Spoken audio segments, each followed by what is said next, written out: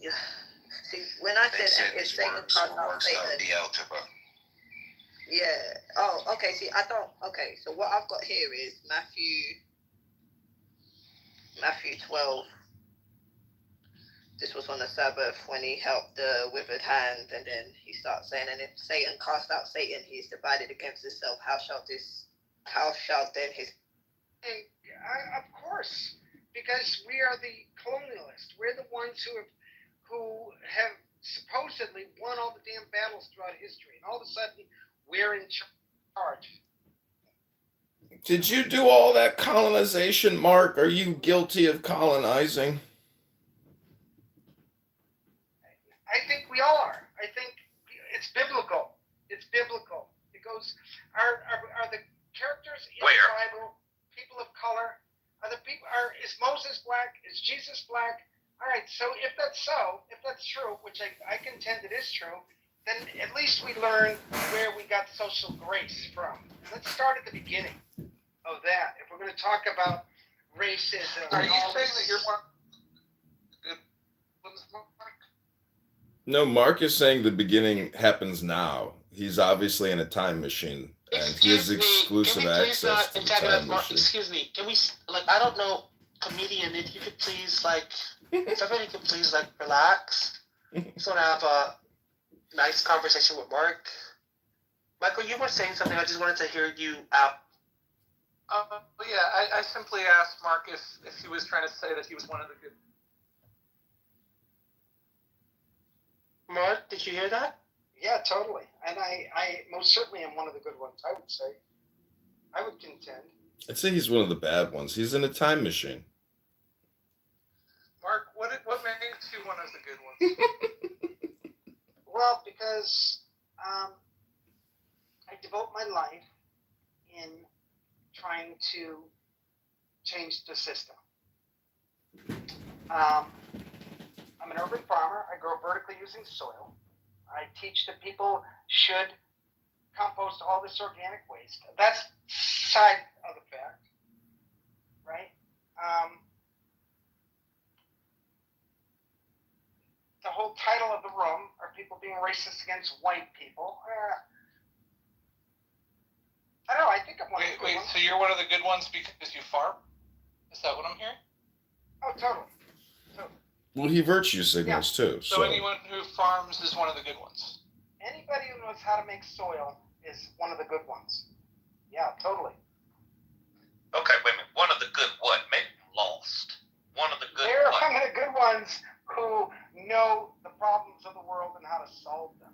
Just teaching people how to grow food for themselves, how to use this awesome planet that we all call Earth. I see. So how would you tackle autism with learning how to grow soil?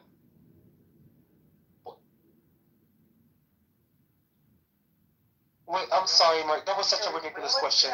Yeah, that was such a ridiculous question. That's so strange. No, it's so strange that just because you can grow soil makes you a good one. Hold on, I'm so sorry. I have to do something. No, he's saying that if you can eat organic foods and avoid getting vaccinated, you can maybe avoid autism. There is no evidence, scientific evidence that conjoins vaccination with autism. Oh, okay, Dr. Jerry. Just go talk to Dr. Kennedy. They put forth various studies. If there was no scientific evidence. There's no scientific Somebody's evidence. a little triggered about the vaccine this morning. To support that claim, and the amount of money they've thrown at trying to support that claim and failed kind of proves that if it was true, they would have proved it by now. Exactly. And I know this because I'm in the field. What field are you in, Dr. Jerry? Well, my name says Jerry Smith Jr., LBC, so there you go. So there's no correlation or causation from vaccines and autism. Okay, Dr. Jerry. There is no scientific data that links the two. Not a piece. All you have is what people think or what they even worth, what they feel. There is no correlation. Regardless of what Trump or anyone else tells you, there is no correlation between the two. No scientific evidence. Isn't that an all or nothing statement? There's a greater degree of correlation between the rise of microplastics in the brain and autism. And also, when looking at autism rates, you have to recognize that 100 100 years ago, autism existed. It just wasn't diagnosed as autism. They just fucking threw you in a home in a corner to be fucking forgotten about, and they called it all kinds of other things. Like, it's new terminology that doesn't make it a new disease or a new problem. Well, well said. Thank you. I believe the vaccine is the virus, and that's where we're at today. And millions of people have died from a sudden death as a result of taking a Pfizer, Moderna, J&J injection. It's not a vitamin shot. It's an mRNA modifier that can give you a stroke, a heart attack, blood clots, brain aneurysms, all sorts of problems, turbo cancers. So you think there's no causation and the vaccine is absolutely safe, Dr. Jerry? You need to go have yourself a martini. It's only 10 a.m., I know, but go have yourself a martini. There's a difference between saying that the vaccine, especially the most recent mRNA vaccine, is not responsible for causing autism, and saying that it is completely safe. Like, that is not the same thing. Thank you. And furthermore, to answer your question in regards to, well, never mind. He said it eloquently. I don't need to say anything else. Thank you so much. Comedian, can I ask you a question? Oh, wait, James, go ahead. Mask on or off? Wow. Intervention part, because Everybody that's not a man, close your ears. Go ahead, James. Mask off. Thank you. What the fuck did I just hear with regard to vaccines causing autism? Excuse me? Have any of you who are parroting this theory ever worked with people who have that psychological disorder? Have you read the original case studies in the early 20th century that formed this? Have you ever read that there was a massive study that was completed between vaccinated and unvaccinated children, which actually found that, guess what? There were higher rates of autism in the unvaccinated children. And that wasn't even a U.S. study, so you can't... Shut up. That wasn't even a United States study, so you can't use the blah, blah, blah, big pharma excuse. Did I also hear something about vaccines and other illnesses? Well, do you realize that the relative risk is higher if you actually catch the fucking COVID virus? Seriously. Oh, really? Is that why Sweden didn't shut down? Shut up.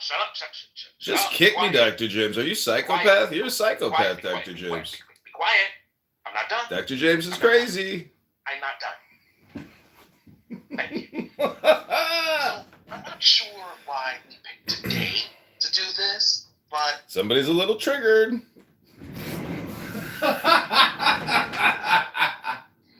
mean, you're talking about eugenics and then you're saying somebody's triggered. That's wild. So, excuse me, but if you haven't read any of those things, I really think that this just might be the day where you have to be quiet. So just meditate and ignore the past 4 years of vaccination and terrorism by Pfizer, Moderna, and the government. Subject that you're interested in. Michael, you don't know what you're talking about. Sir, you don't know what you're talking about. You do not know what you're talking about. Be quiet. Okay, James, I wasn't even talking to you. No.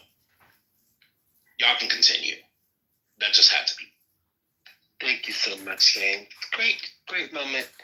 Hi. I wanted to talk to comedian about the title. But I guess comedian is unwilling to come to the stage. Great conversation, Mark. Thank you so much again. Hi, Jerry. What do you think about the Sorry, I couldn't get my mic off mute. Are people being racist against white people? Absolutely.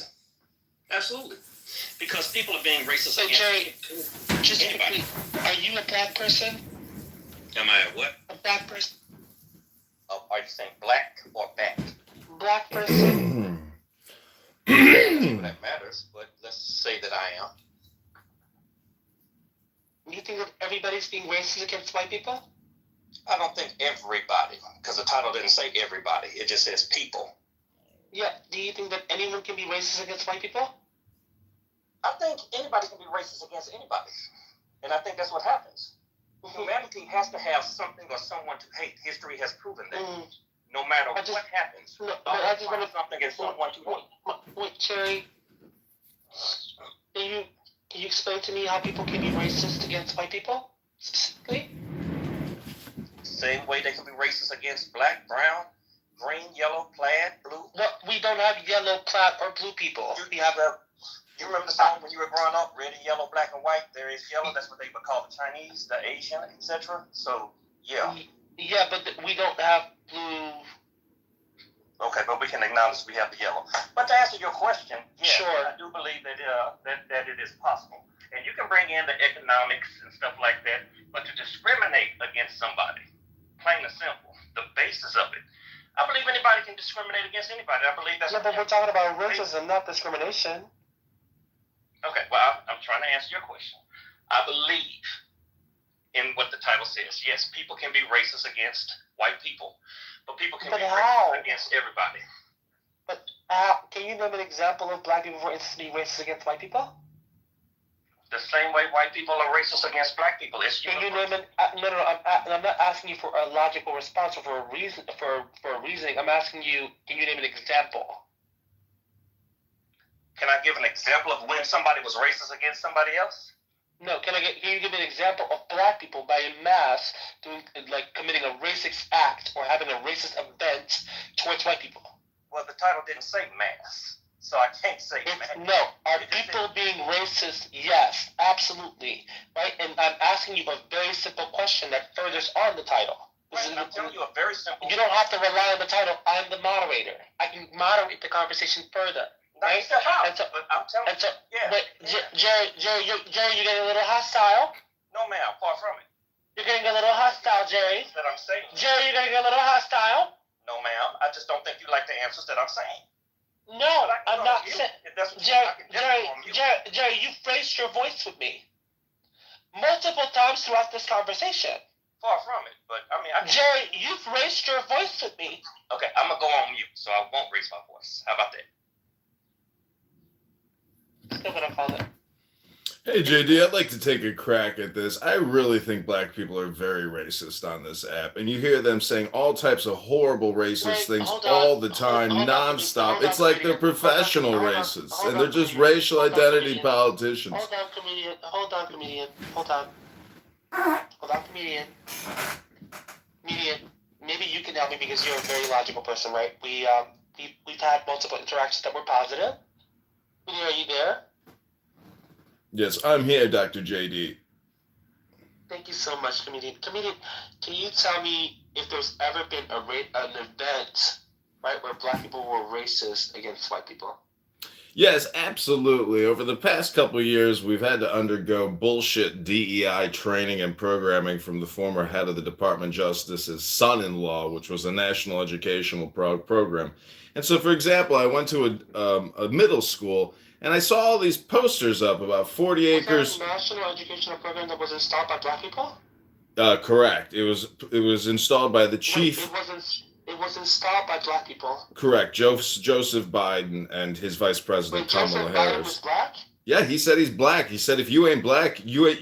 If you're black, you got to vote for me because he's black. That's what Joe Biden said. No, he didn't say anything about his own race. Do you listen? He said he was black. He said if you don't vote for me, you ain't black. He didn't say he was black. He said if you don't vote for me, you ain't black. Oh, I stand corrected. I stand corrected. Oh my God. I stand corrected. I stand corrected. Wait, comedian, if you could please just tell me because can you provide a source for that, or are you? Let me get the link. I'll put it in the chat for you. Right. I never heard Biden say that he was black. I heard that Biden say that if you don't vote for me, you ain't black. Something like that. I stand corrected. Sorry, I suffer from Tourette sometimes, and this was a Tourette moment. My bad.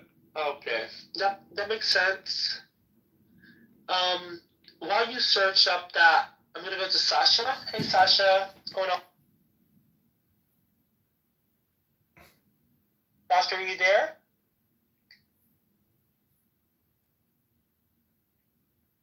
All right. Well, this comedian is not able to provide us with evidence of white people experiencing a racist. I also have a link people. to the recent Ivy League schools and how blacks get preferential treatment over Asians and whites, even though their academic standings are much lower. Yes, at the Ivy Leagues. Do black people run Ivy Leagues? Yes, in many cases they do. What? Where can I find an HBCU Ivy League? Oh, how many cases? Can you also break down and define preferential treatment? So we have a lot of questions on stage tree committee. But Yeah, it's called meritocracy. If you don't have the merit, you're not going to get the benefits. Yeah, no, but wait, can you name the Ivy Leagues that black people run? Yeah, who was that woman, the bald-headed woman who got tossed for being a total woke activist psychopath? Let me get the link. I'll put it in the chat. She owned the university, you're saying? She owned it and was making decisions for the university like that? Right, because Batley, I feel like if you were running something, they couldn't push you out or find you. I feel like you might be right. I want to be It's clear. called the board of directors. The board makes the final vote. Kicked her out. Oh, Right, so that means that she's not. She was the leader. She ran it. Wait, are there black people on the board? Just want to check. Yeah, there were two black people. There were two black people on the 12-person board. Look at Clarence Thomas, Supreme Court Justice, for example. Two black people on the 12-person board there. So, when did they join? The point is, stupidity is pervasive, and that's what racism is. Comedian. When did they join? You know? I'll put it in the chat. Thank you so much, comedian. Now back to Jerry. Hey, Jerry, what's going on? Did you calm down? It was never elevated. All right, Jerry. So, Jerry. All right. So, Jerry, I wanted to ask you about this, what I asked you before, if maybe you could answer it now without, trying to answer another question that I'm not asking for. I wanted to ask you about whether or not there was a racial event that happened between with black people, right, being racist towards white people. I'm sorry. I thought you were asking me to say something now in regards to response to what he said. Oh, I no. asked what was a Ivy League HBCU. Yeah. You know, I hear you, but I'm asking you that question in particular. Are you ready? Are you asking me what in particular? Can you name an event where black people were racist towards white people? There have been several events where everybody has been racist against you hear my question? Get together. I'm asking you. Wait, somebody else. Wait, Jerry. I'm asking you for a very specific thing. Be specific, Jerry. Specific. That means an example.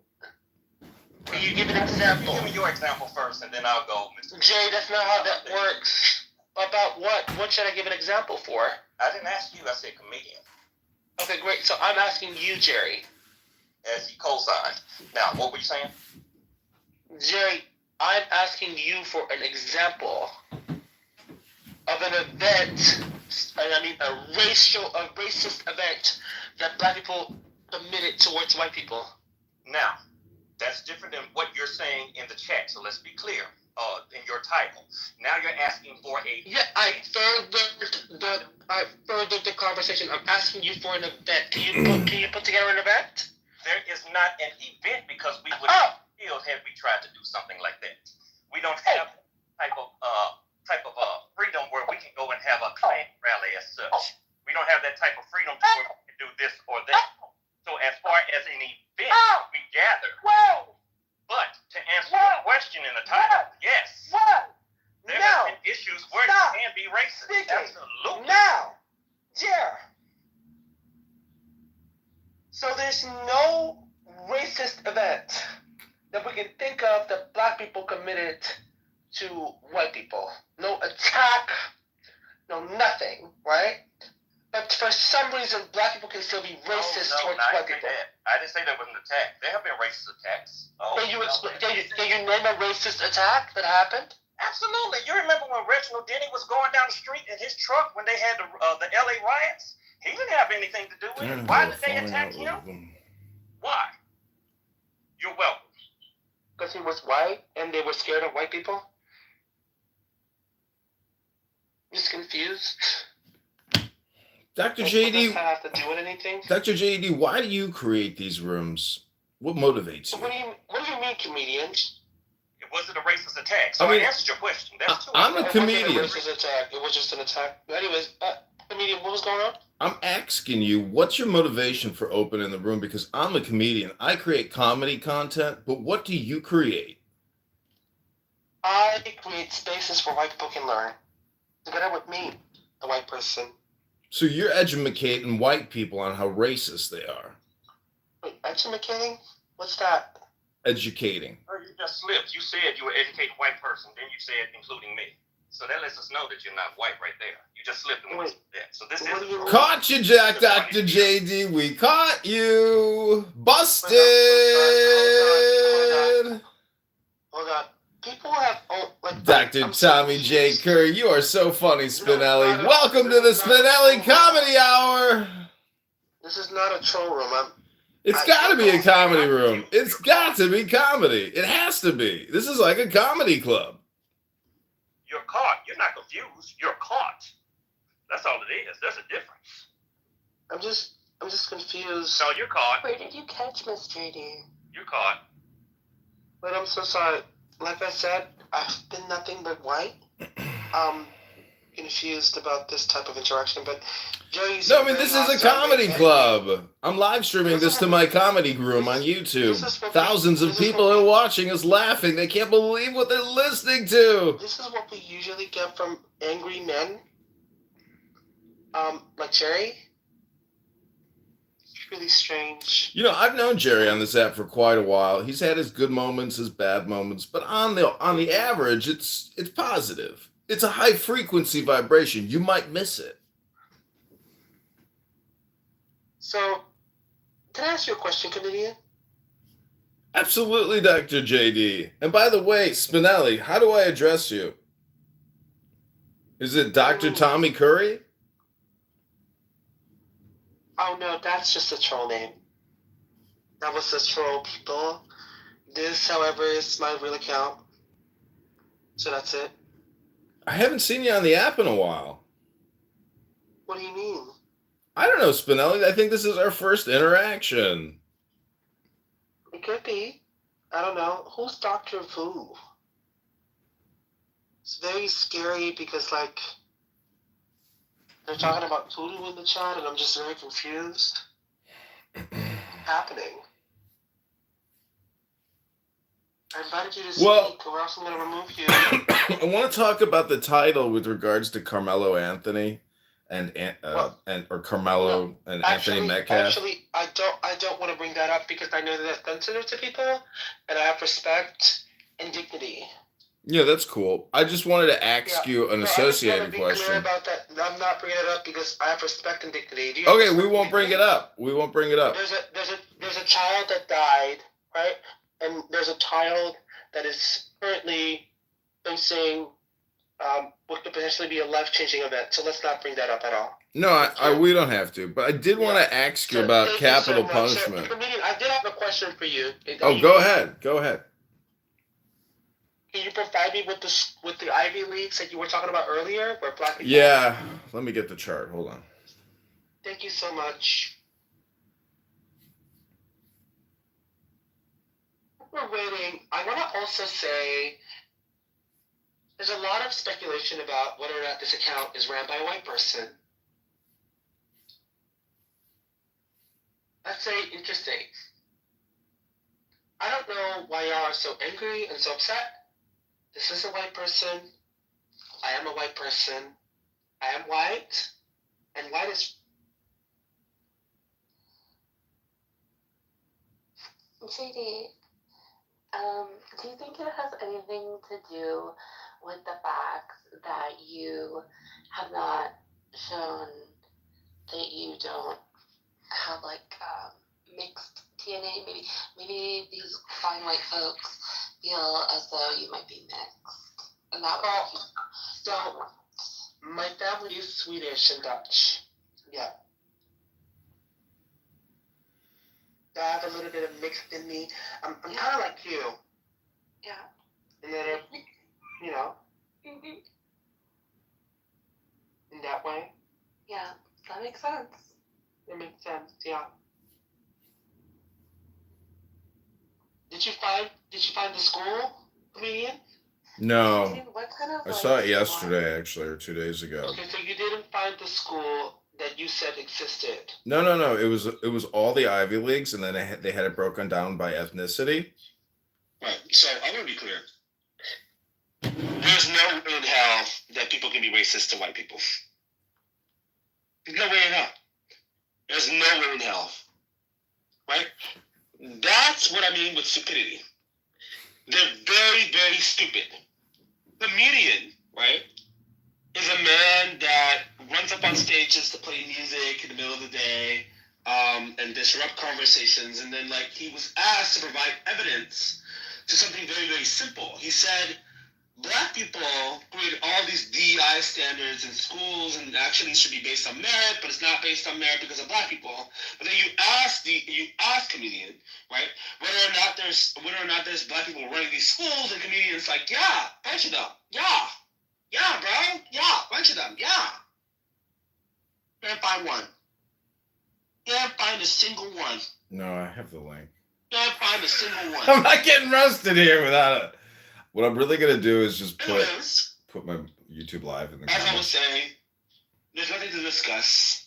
Jerry is clearly too old for his own good, doesn't understand anything about race, and also is clearly a charlatan.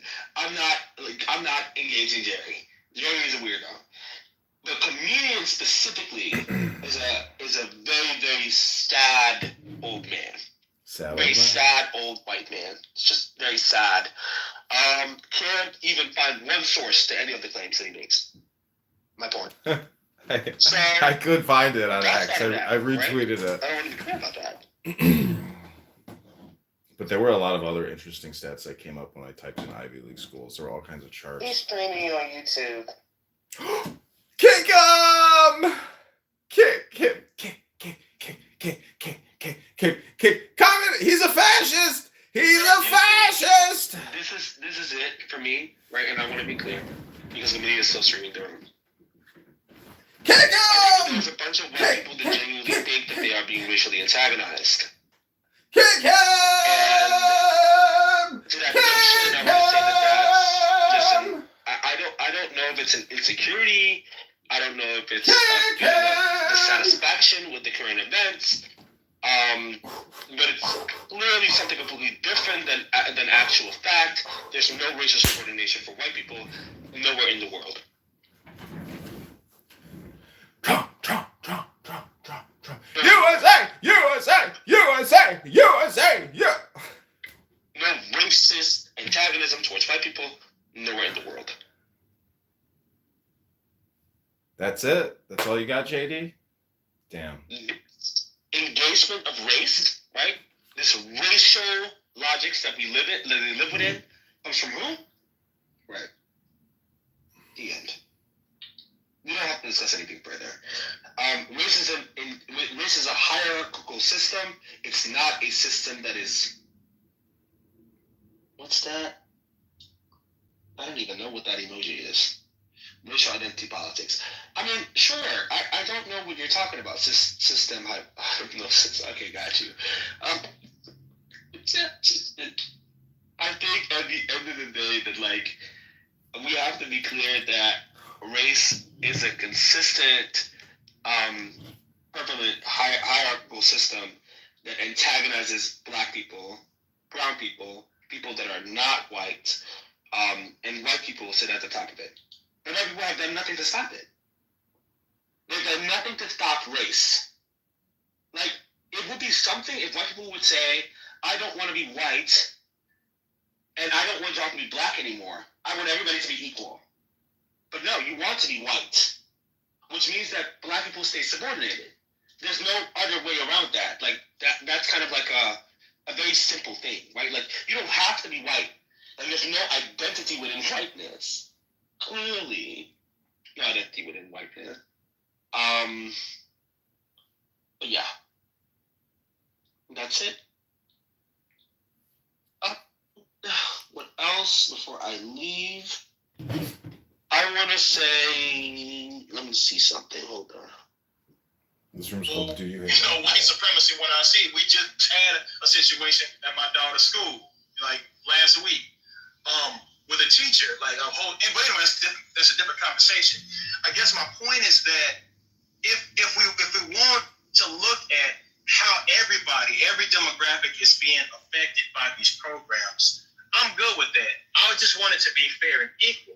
But if we're not going to deal with the systemic elements that made this thing what it is, the reason for the DEI, the reason for the affirmative action, if we're just going to deal with, just strip away the protections and say, well, now nothing's about race, and not deal with the white supremacy that we still have in our community, I think therein lies the problem. We can't, throw the baby out with the bathwater, so to speak. There's still problems and systemic elements in our society that affect Black Americans that we still need to address. And everybody seems to just be content with just throwing it all out and saying, well, you know what, it doesn't work for everybody, just throw it out the window, and offering no solutions. You know what I'm saying? Yeah, Deepak, what's up, man? Hey, what's up? You hate white people? I mean, undeniably, yeah. Bro, come on. Mostly because, like, what happens on average, I'll put it this way, on average, right? Because most white people are cool with, but, like, I loathe you, Sam, so that's what brings the average down. You have so much hatred for me specifically that just all white people take a an L, yeah. Yeah, that's, yeah. But I wanted to say, actually, like, response to, like, what you said, right, about, like, the optimization. I mean, yeah, so theoretically, you're right, and I do think that has an effect, but, it's hard to, like, gauge, like, how much the magnitude of that is, right? Because if the two dimensions you're optimizing for are completely orthogonal to each other, right, you should be able to, like, optimize one. I mean, you should be able to optimize both without, like, sacrificing on any one. But obviously, I agree with you that, there's going to be some effect. But then, like, response two is to say that, like, look, yes, again, theoretically you're right? But I think at least part of the value of DEI is that it actually corrects a bias, right? That comes in when you're trying to optimize only for the first one. Like, in other words, right? Like, like, presumably there are attitudes, right? Like, some of it is, like, overt racism, and some of it is more, like, covert, kind of subconscious, like, black people can't do this job, that kind of stuff, right? Like, Asians can't do X, Y, Z, whatever, right? And, like, part of what makes DEI, I think, worthwhile is that it corrects for that. It forces people to, like, no, you've got to evaluate, or you've got to actually make the effort, take the time, because it's policy to evaluate candidates, right, according to, like, some sort of, objective criteria and so on. I think that's the best kind of DEI. Yeah, exactly, Deepak. I mean, it's not, many times the DEI practices of these companies are not going to get you the job. They'll get you the interview. But you still have to prove yourself in the interview after. So, I mean, I think that's the point I was trying to make earlier as well, Roland and Sam, is that, I mean, I don't think necessarily having these programs in place is actually a negative. It's actually when we say, okay, you can't have these programs in place, then it becomes a negative because now you have a correction and the alternate where, I mean, in this case, on a political level, we have the government actually prosecuting and shaming companies for having these practices that they, based on their own business strategies, may have determined whether they are actually useful or not. Tibor, you've told me about the experience of, like, affirmative action with Dalits in India and how it got, like, really extreme. What was the ratios you were saying? You said it was, like, crazy. Like the state I grew up in, like, 3 years before I went to college, they decided that 69% of, I don't know how they chose that number, but 69% of all college admissions would be reserved for, like, this one, like, what they call, like, scheduled castes, right, which are the most backward. So I don't know the numbers, but I guess like they're probably not more than 20 or 35% of the population.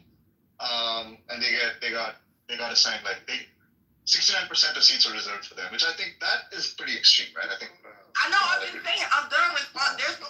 But like I said, like that experience doesn't necessarily like turn me against the idea of affirmative action in general. I just think it's very contextual. It can be done well, it can be done badly, it can be done to the right amount, or it can be done to like a horribly, excessive amount. And it's all about how you do it.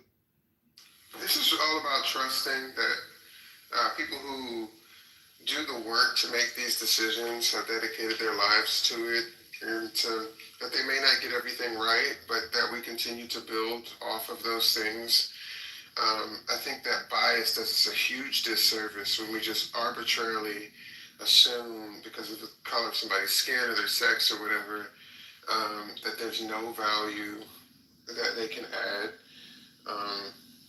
And yeah, I think that's a huge problem. We should be building off of that intellectualism. But what happens is people who are mediocre make mediocre decisions, create mediocre policy, and it drives away innovation. It drives away the engineers and the smart people because they've dedicated their lives to this work. So they're going to leave that job where they've been censored.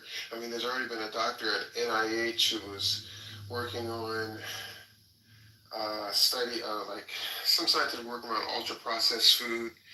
He quit. You have different high-skilled, high-tech people who are literally just leaving the country. And so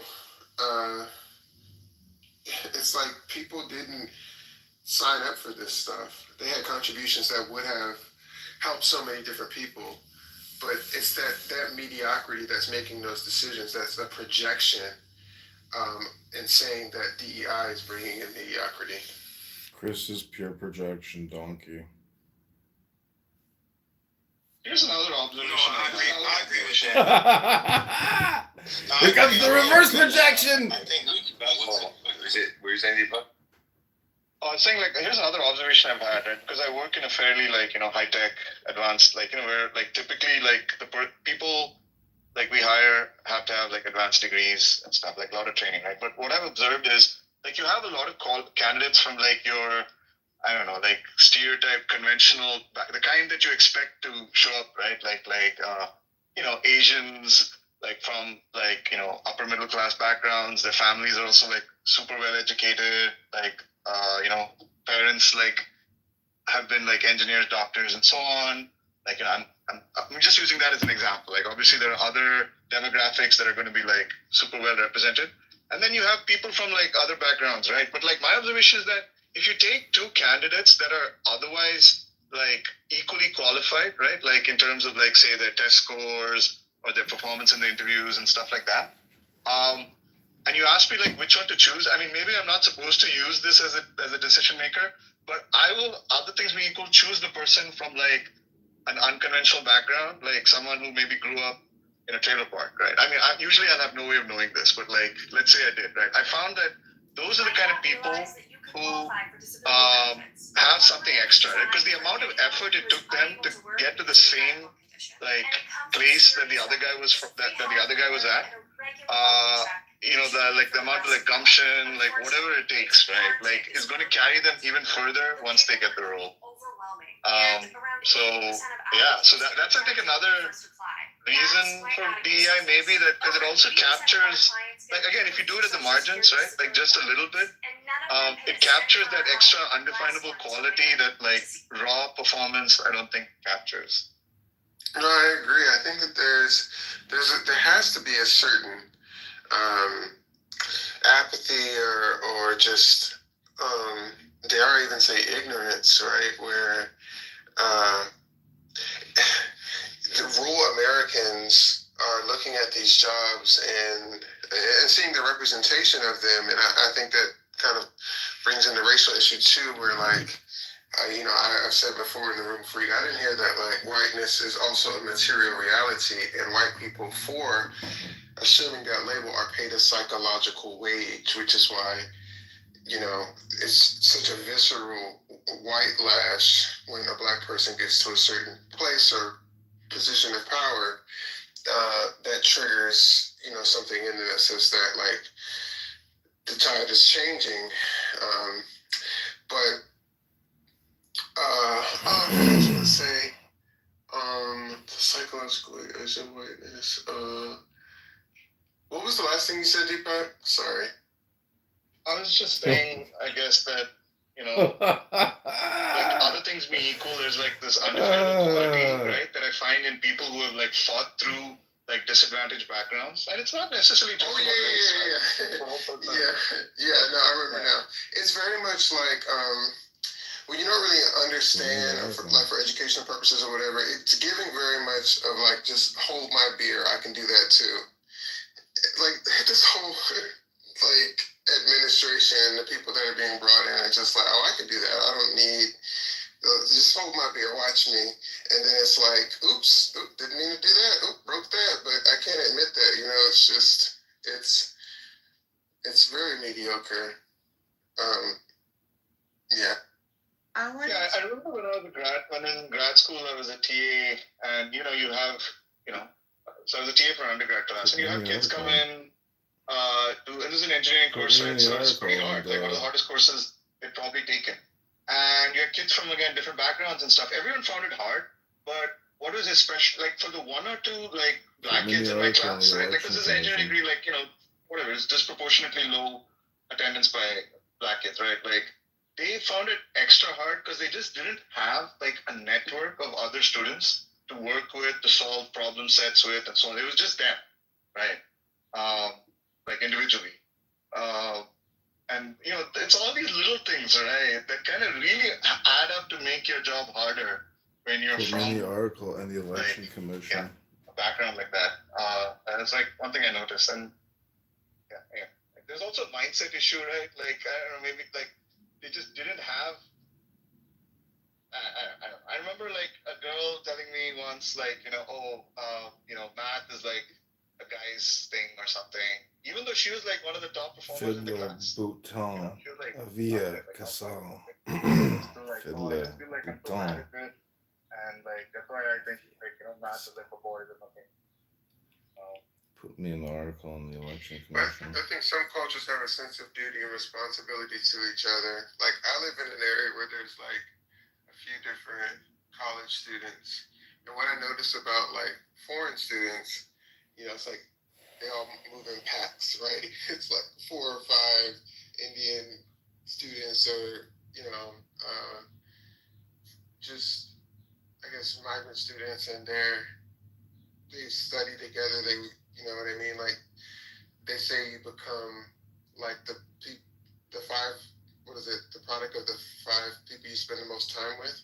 So when you have in a black community or even just in America, if you don't necessarily have that culture that supports that excellence or that exceptionalism, right, it's harder to kind of build that mindset and have that support system when you got to go to the library by yourself and you have to overcome, limited perspective and thinking in your family. You're not necessarily getting some of the same support, and it's just pull yourself up by the bootstraps, but it is in cultural difference. I think too, when people come to another country, like they come in with a sense of duty and purpose. Like they may just be like the lady who cleans our apartment building. She told me that her daughter just graduated from the university down the street, and so it's like they're coming here to elevate. They're not coming here to put people in the same position that they were in, right? They're willing to do that difficult work, and I don't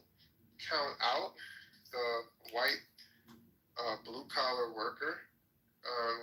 I just think, as much as I don't count out black people, it's just that I think that he or she is disillusioned to think that they don't need just as much time as they are shorting black people on in order for them to improve and change.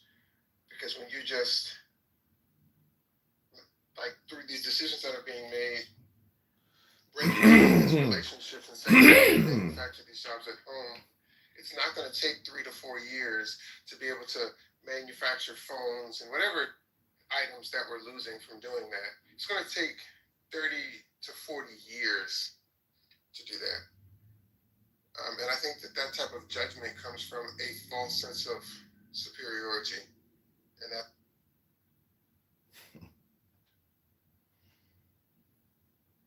put me in the article on the election commission. Link to my Instagram. Philip Boutin via. I was gonna say that I We're think down. that tech is like really gay kept just because of like the classes now that so many Where was requirements. LaHood? I see Deepak left, but it was just Where like was LaHood now at the you event? need to have a MacBook because they only use Mac, like Mac software and Where was this, LaHood that, at and the the event? third, and then Where you know, was of course they LaHood? have Where? Mac computers in the library, but then you have to Oh, try to fit you're going that to. library time into your time Okay. if you're You're working going. or if You you're a are. student that has to, you know, You pay are your the own problem. tuition. So it's a lot of stuff that goes into it. But what I was wanting to add on, because Roland's not here no Okay. more, but he said You are something the that was problem. interesting. He said how he was like in corporate America and he would like to talk Where about was some of LaHood? these things, but he can't because it would take away his insurance. It would take away his, you know, his job. As we think we are in America, it gives that. Damn, I was listening to a YouTube and I'm in a clown house room and it like overlaid so perfectly you can't actually, you couldn't even tell. That Oh no, it was the leaving, clubhouse. you may lose your job, which is your ability to take care of yourself. So that's not really free, you know? So that's probably one of the big problems, and I feel like that's how we should all look at it. I don't think that Black people necessarily hate white people. It's just that certain white people can't speak out because they're scared to lose the certain things that they'll get, and then nothing happens. So Oh yeah, it's almost like that's the thing with the benefits package, right? Like it's like, yeah, you may not be as happy, right? But here you're gonna get a couple weeks of vacation, like, you know, you're gonna get some semblance of reward. And I think it's kind of a knockoff to like, you know, when you if you believe in purpose, if you know you find your purpose or whatever, you find your path, you're able to self-actualize and stuff, like the reward that you get from that is so much greater than a benefits package, right? It's like fulfillment in every different thing that you're doing, and then you're finding different ways to realize your voice through the opportunities or projects that you take on, and that becomes your guiding North Star. You don't go into spaces and places and surround yourself with friends or jobs or anything that's going to diminish you and silence you, because that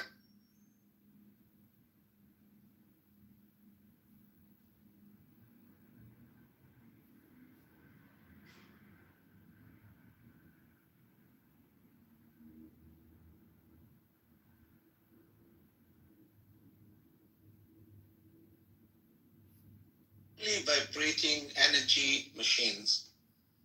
You should consider a career in on the pulpit. You may need to. My nemesis has showed up to unmask. What's up? Oh, I'm sorry. No, I didn't know if he was ankle biting or he was saying something. Oh, he's just an ankle biter. Ignore him. Like, you know, yeah, just Oh, everybody. okay. I thought I felt something in my ankle. Wow. You know. That's racism. No, it's anti-Semitism. Get your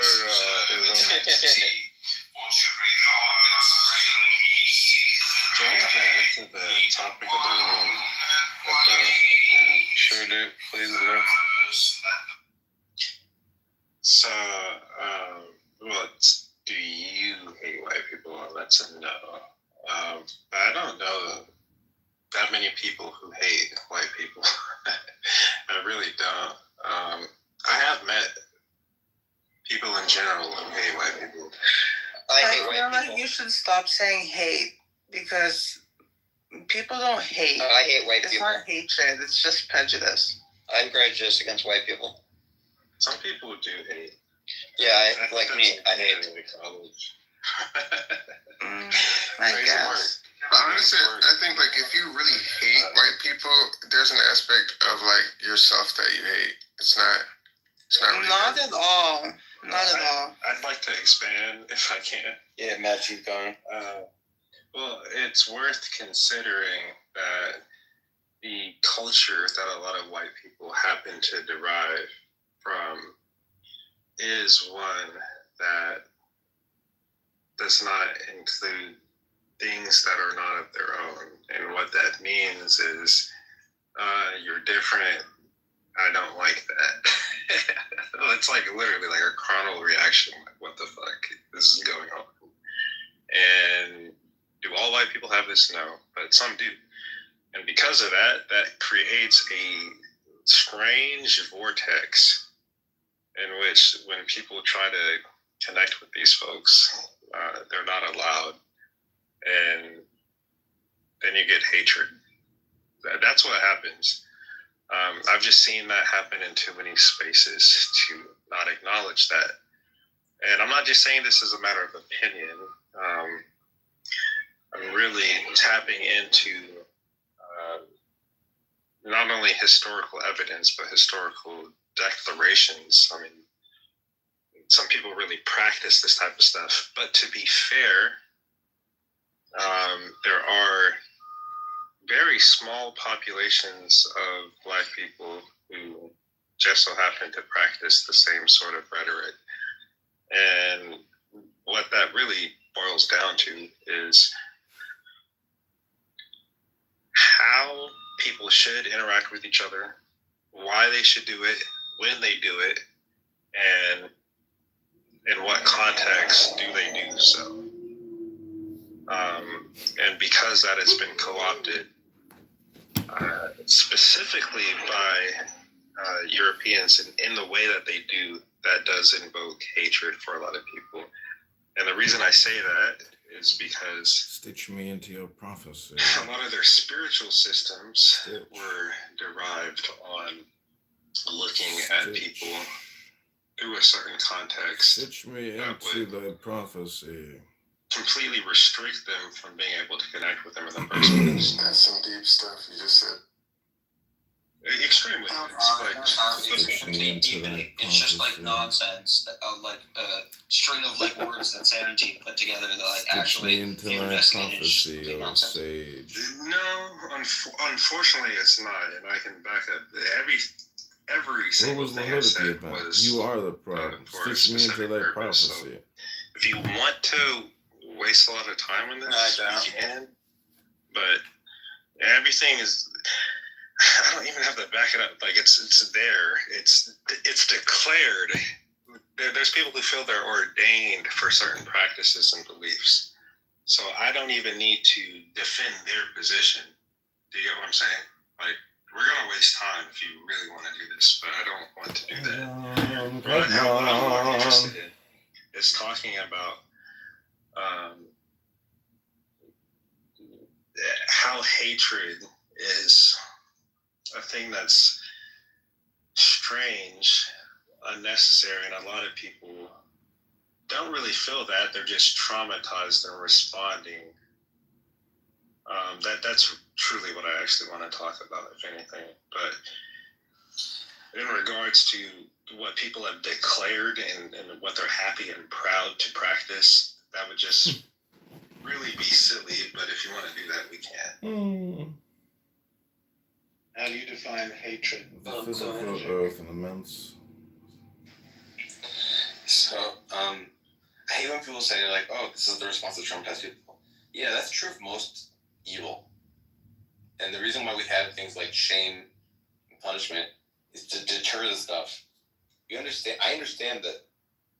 I mean, there are some people that just are pure psychopaths, but a lot of people, if like they were traumatized and then they hurt other people, you should still shame them because that's a deterrent and punish them.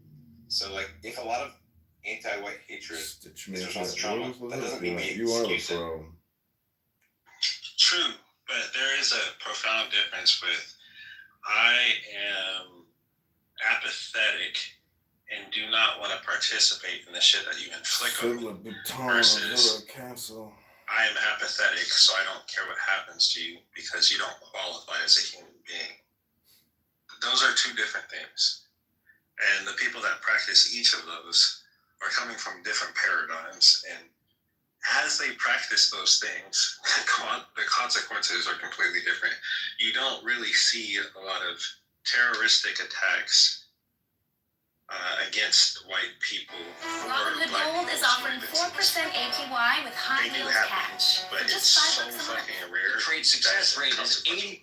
Really If that sounds unbelievable, I totally get it. Alternatively, But here's Guess what? I'm having you see people who get skills, but they're tired of why is he throwing something against the people slaughter? Hollywood had taken notice. I mean, how reason I remember Is that the frame that it's there wasn't like a moment in the 80s that wasn't Black super spirit. cool to be this. And then dark music, bum bum bum bum. But there are pockets of my anonymity, where and people it was derive devastating. their internal I don't want to come off like a victim in some way. certain I kept actions. who I was a secret for a really And long happen time. to derive I from hid your behind an alter ego. Today's secret word is fun. I want kids to learn not only is being different okay, let's celebrate it, but I want that not just for you, but for myself. Death is just so final. To be able to get your message in at the last minute is incredible. It was so private. It was challenging for him to do the documentary, but he took a leap of faith. He wanted people to see who he was as Paul. All these different emotions, all these different influences and factors.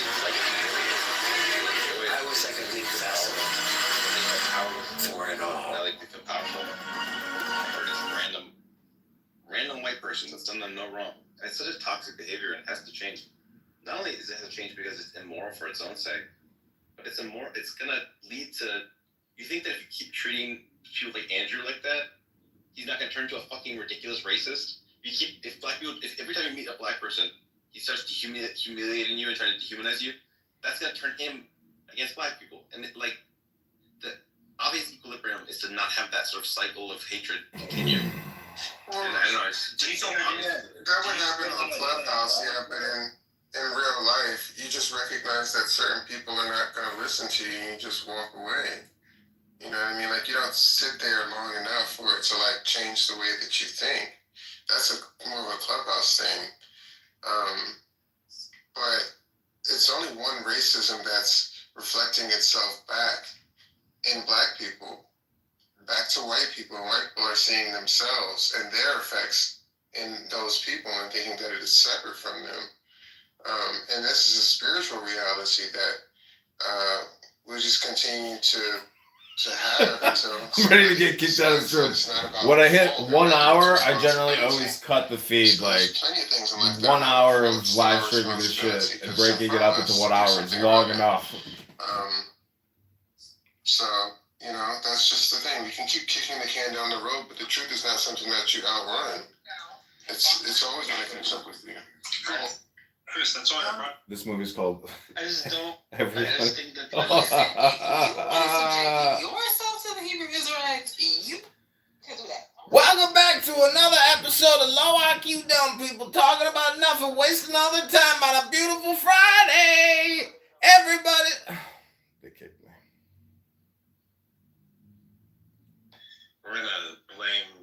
We're in a guilt-based society. So, where does that context come from? That's why I actually I'm talking about historical evidence in regards to European thought systems that have to do with spirituality, what is right. Oh, I love that. We live in Assalamu alaikum.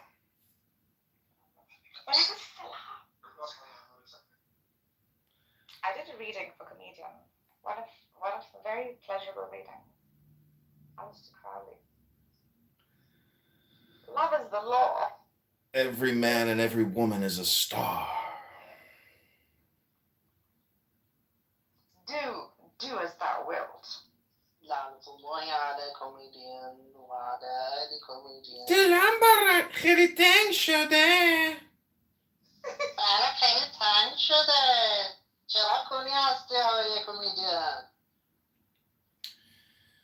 Love is the law, love under will. Love underwear. شما دیکه تراب خیلی دوست داری. I would like some watermelon, walnuts, some feta cheese, and some pheasant, please. Fried chicken with it. So why is comedian Islamophobic? I think he lives in Westwood. No, he doesn't. I think he is from West Tehran. I did. I lived in Tehrangeles on Westwood, actually. It's amazing. He sounds so Los Angeles. Tehrangeles, sorry. Tehran jealous. Are you jealous? I live in Tehran jealous. You live in Tehrangeles? I think I know you, Matthew. You know me? I think so. Did you live in Beverly Hills, or where did you live? No, I literally was born and raised in Great Britain. Oh, then I don't know you. The stress is on the word great. There's literally 100,000 Persians in the Los Angeles area. Hundreds of thousands. It's So like Marcus, possible to know the real all of them. question is when will you speak Punjabi with me? अरे यार तो गाल करना हुने गाल कर लेंगे यार. Dari mani boss panchod soltenas ho gya kote. बेवकूफों को पहला दफा होना पैना फिर गाल करेंगे. Banchod soltenas ho gya kote. Dari mani boss kote. Ooh.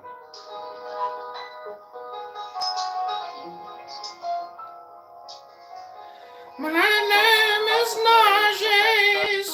I am from Iran. I had to flee because of the revolution.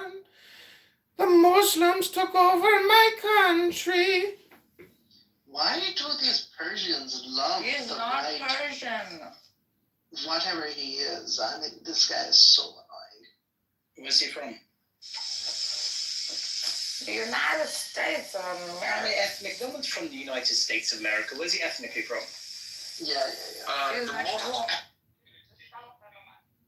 most accurate statement would be straightforward. His mother's womb, like dropped out. Yeah, Thailand, obviously. That's true. You know, all of us have that one thing in common. It's A, that we have brains, B, that we came out of a vagina. And, you know, those are the most common things amongst us.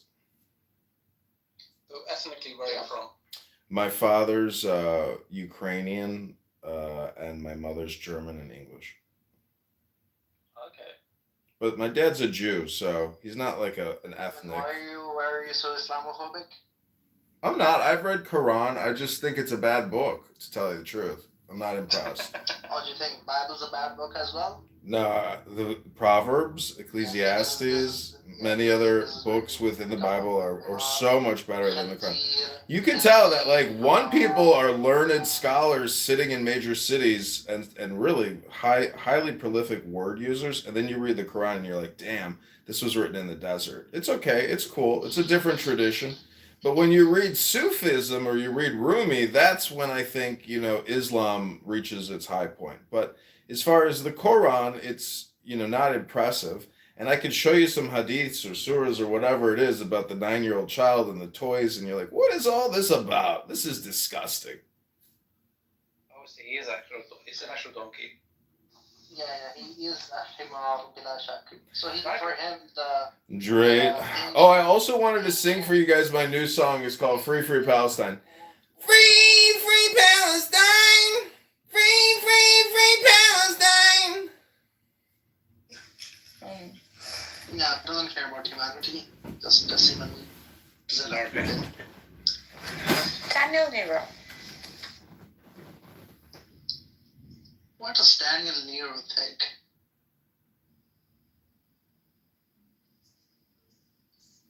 These Bible thumping Trump Christians, these are the most annoying people in humanity. Daniel Nero is an atheist. That's fine. I respect atheists more than I respect these redheads. We don't know if he's a redhead. No. Do you mean redneck? Redneck, no. Yeah, no. well, red hats. Red hats. Well, I'm sure he's well read though. He's definitely well read. And in a parallel universe is the best guy to go to for any critical inquiry. Is a dear friend who is so sensitive to the human temperament. He's an artist, very renowned and very loved amongst the artist community. Now, don't ever forget, there's art in smart. There's also art in They deleted my YouTube, those fuckers. They deleted my YouTube in the chat. So I'm going to take you to Chills, and this will wrap it up. This will wrap it up. Oh, I just saw it. Here we go. You know, should he just be able to, you know, stay at home? You know, I mean, where does it end? I think that, you know, you have to take the law and you have to apply it evenly across everybody when they commit a crime. Did you have a question? Especially if it's not extreme. Especially if it's not extreme. If it's not extreme, like mental disabilities. Like there's a difference between having a disorder of the brain, such as autism. No, listen. There is a difference between having a disorder in your brain, such as depression, anxiety, ADHD, anxiety, autism, and having extreme mental disabilities. You're just contradicting yourself. There's a huge difference there. There's a huge On difference one hand, there. you say everybody get it equally. On the other hand, be discerning in some cases. We're not going to let disagree with her. We're not going to. Sorry, Louis specifically started his turn by saying, I want to ask a question to these two people. He did not, or we did not. It doesn't matter how it happens. It happens. And it's not really backtracking if I say somebody with Down syndrome. You're a fucking asshole. Yeah, you got to check it. Somebody with Down syndrome cannot be held to that same standard because they have an extreme mental disability. No, I am not, because not everyone with autism, especially level 1 diagnosis, like a level 1 diagnosis, right? And a level 1 diagnosis is not extreme enough to say that they have an extreme mental disability, right? You want me to show you the contradiction? It's slight. Actually, they can still function in everyday life. Someone with Down syndrome cannot function in everyday life. And therefore, you are going to be more lenient on that person. We do have but he has an argument for that. Whose turn is it? Just go ahead. She want to be belligerent. And I'm not being belligerent. You are being belligerent because I offered to just show you the contradiction. You just ignored it and repeated yourself. Like a belligerent child. Like a belligerent child. So I'm going to just move on. I'm going to move on now. No, this is an adult showing that I'm not going to engage in belligerency with a belligerent child. Right now, go ahead, you're being Seven. the adult by interrupting my turn. And then, okay, go ahead. Tell me what the contradiction is. Move on, Ashley. We'll get back to it later. Let Seven go. Everybody good? This nigga about to draw it out. Just go, bro. We don't need all this extra shit. Anyway, as far as the death penalty is concerned, I can say there's certain laws that I do. Like if you are molesting a child, Clemson, oh my God, Clemson. If you kill an old person in your head, do something to the body afterwards. I forgot the name, what they call that.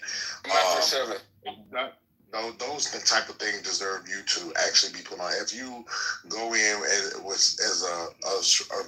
racist and you kill a bunch of LGBTQ people, you kill a bunch of black people, the white people, whatever, those deserve it. But I'm gonna tell you, I don't have a problem against the death penalty. I got a problem with the way the death penalty is being put into the death penalty itself. Like, I'm gonna be short here. An example in South Carolina. If you're up on your Democrats and the Republicans down there, well, they voted and they brought back the gun squad. One of my homeboys who he's going up for his shit like in a couple days, a week or so. I talked to the family. He's about to be executed. Now, what he's about to be executed about, I don't think he deserves it. He does deserve the time if he did what they say he did, but they brought firing squad, that means they can line you up or line the firing squad up and shoot you till you dead. That part of the death penalty, I don't agree with. You know, the injection part, even the chair can be so harsh where I don't even agree with the chair, but that little injection that puts getting electrocuted to death. Nah, that ain't harsh. Disease to the community. It's just, you know. I have y'all go study it. With the way that they're now. I think he's saying this because I put it in the chat. Just from the chair to other ways to do it that are very inhumane, you know. So that's my take on that. Shannon, by the way, it is they have the choice of whether they want lethal injection or the firing squad. The case of the person that faced the firing squad chose that. Next, thank you. I just wanted to clarify that. Yeah, but it still shouldn't be a choice for them to say, hey, we're going to shoot you or you can get in the chair. All right, sir. Okay. It's the choice of the person, by the way. I just wanted to clarify real quick. Calm down today, Carter. It is my turn today, brother. But it ain't about you, though. All right, if you're just going to repeat yourself. Well, okay, you're going to do the same thing. So actually, I'm going to say something totally different. They got some respect to the queue. Thank you for respect. Yes, ma'am. You good. All right. Yes, emasculate me because I want to get my turn and not let a nigger take my turn. Okay, all right. Anyway, so the whole point is, I hate when niggas come to the conversation, brand new, 5 seconds in, they hear the fucking gist of the conversation. I'm on them.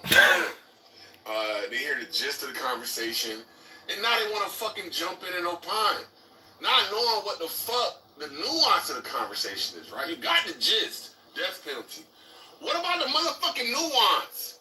The man with autism and whether or not he should face the death penalty. How about that? You know anything about that? No, because you just got your happy ass here and you hopped off the fucking mute button and you want to start talking and run those big fucking bell pepper ass lips. We're tired of it. We want educated, articulate, nuance-laced fucking submissions. We don't want no fucking nigger TED Talks. I hate a nigger TED Talk. You got that right. And I hate a cracker TED Talk. I hate any form of bigotry or caucasity. And you know what I'm talking about. Amen, brother. Hold on, let me finish. Hold on. Thank you, choir. Thank you, choir. Thank you, choir. Thank you, choir. Thank you, choir. It's time to pipe down that preacher preach. Thank you.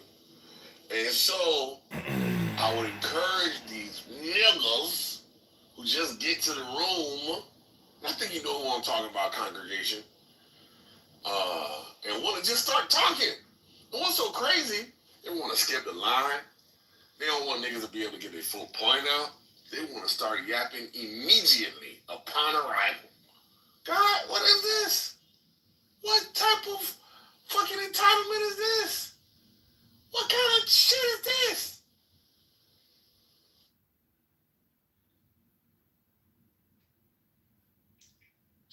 Anywho, I wanted to clarify for Ashley that wholesale, I am against the death penalty.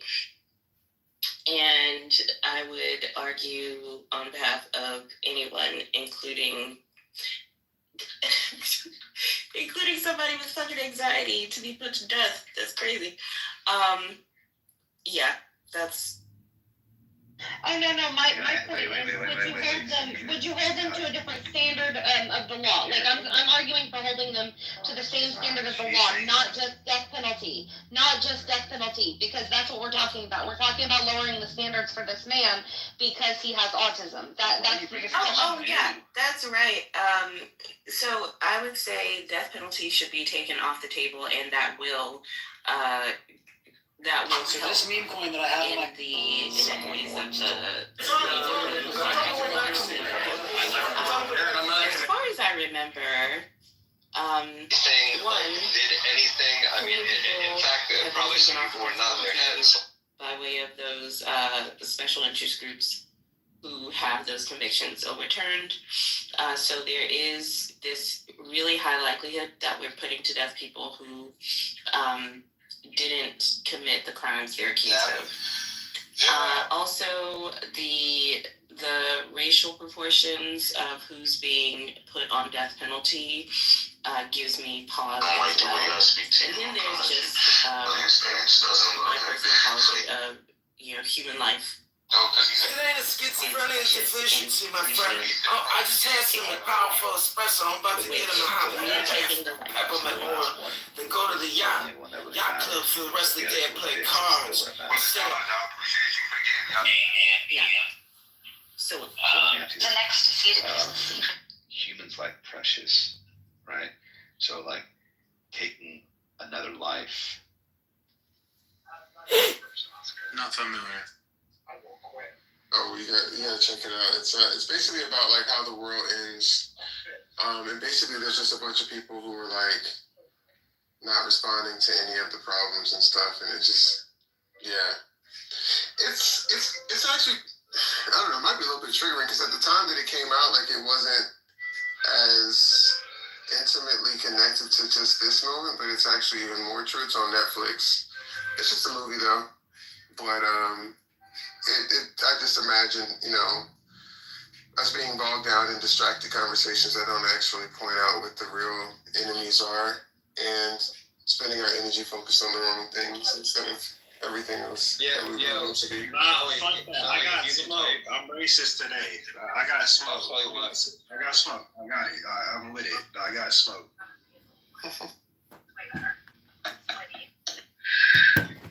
So the stupid white people, I fully agree there's stupid white people. I basically think my view on things is that like most people are like peasants. Like most people are like basically like mentally retarded peasants walking around that I have to like deal with. But like just because that's like the way I see the world doesn't mean that like I can't be kind to people. Like there's a lot of retarded white people, that's true. But there's a lot of retarded all kinds of people. The type of person who says peasant instead of like plebe or some other more sophisticated word, might be a peasant themselves. Yeah, maybe. I mean, I think we're all peasant.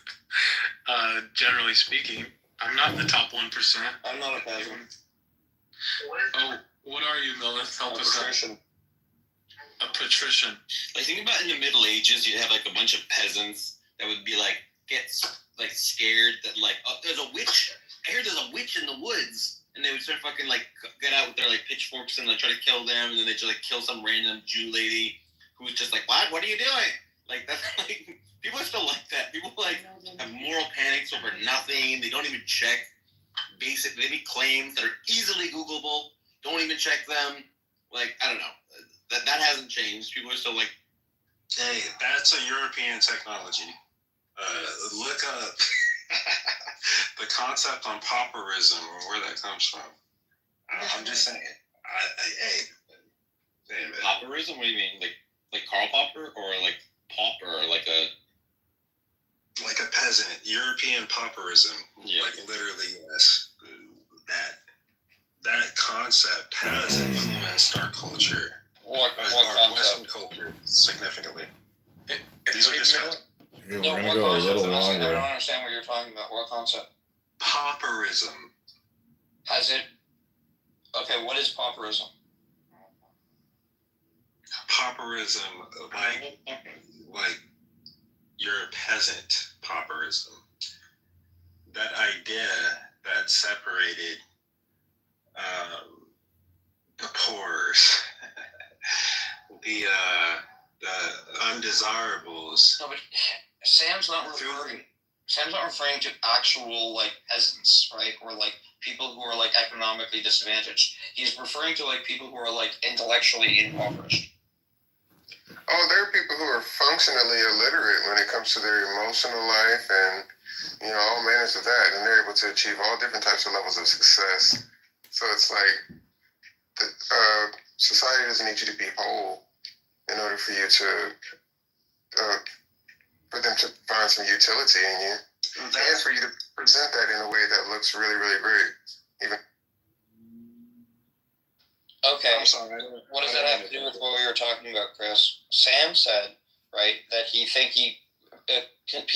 perceives most people as being intellectually impoverished, such that he considers them like peasants. right? Like that they're just like, ruled by their baser emotions, don't have like, higher faculties of like reason and like epistemic hygiene or whatever, right? Like that's what Sam's saying. Okay, so like, how does what you said touch that? I didn't know that that's what that entailed. When you said intellectually impoverished, I thought I thought that to mean that there are people who are like seemingly intellectual, and I guess we would observe them as intellectual, but they actually have a degree of like, I guess Low impoverished in some other way. Like low emotional intelligence. Yeah. No. I can answer that question. It's because it's associated with moral failure. It's associated with moral failure. That was a European introduction. I didn't make this up. I'm sorry. It is kind of interesting that a lot of our terms for bad behavior started out as terms for poor people. Like the term villain used to be a term for poor people, and I think they're like vulgar just means common. Like it's kind of interesting that we take words for commoners and use it to mean bad.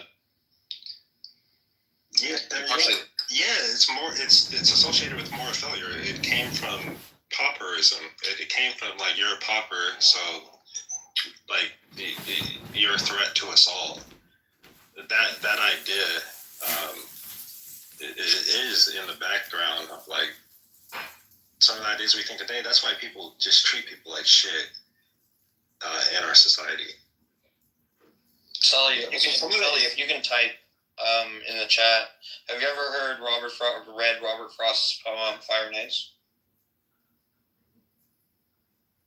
Have you, Sam? No.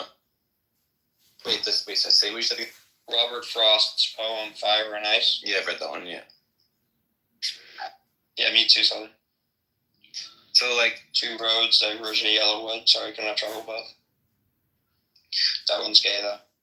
Part of why through history, terms for commoners got associated with evil is because of, like, classism and stuff like that. And people want to feel high status and just associate everything negative with people that are below them in class. But also, people that are poor and desperate and uneducated will tend to be more evil.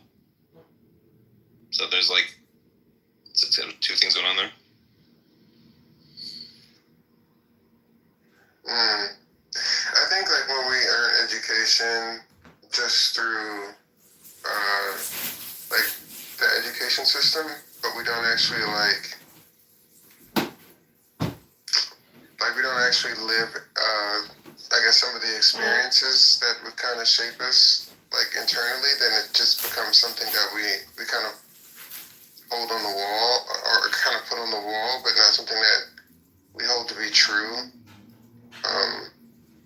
You know what I mean? Like to speak from a place of like conviction. I don't know. Like I guess what I'm saying is like it depends on why you're doing it. Some people just want to get a degree so that they can say that they're a doctor, right? Some people want to become a doctor because they actually want to help people, and that's the reason why they're doing it. You know, some people just want like a lot of money because they just want to be able to say they have a lot of money, right? But they don't actually have any intention of making the world a better place because of it, right? It's just feeding some sense of worth or worthiness. And I think that shows up in how they treat other people and maybe look down on other people because it's like, look, you didn't do what I did to get what I have. And they're like kind of justifying why they did it by calling other people peasants. Yeah, they want to be the upper echelon no matter how they did it, and they want to look down on all the others. Yeah, self-aggrandizement, yeah. Which, I mean, you see it common a lot. I mean, even social media, right? People just wanting followers. I remember when IG first came out, like, it was just like, people were just posting, follow this page, follow that page. You didn't even know who you were following. People were just following people. It's just like Pokemon. Like, people was just trying to get as many as they could. And it was just about the number. It wasn't about, like, who these people are. Yeah, interesting phenomenon. And I think that people have literally invalidated into taking their clothes off to the point that OnlyFans makes more money than like the NBA and I think the NFL. I want to say combined. I can't remember what the statistic was, but it's more than the sports league. Boom. It's crazy. Yeah, like what is going on? The lowest common denominator. We all came into the world naked, and that's how they're making the most money. Crazy. It's all through validation and just wanting to be validated.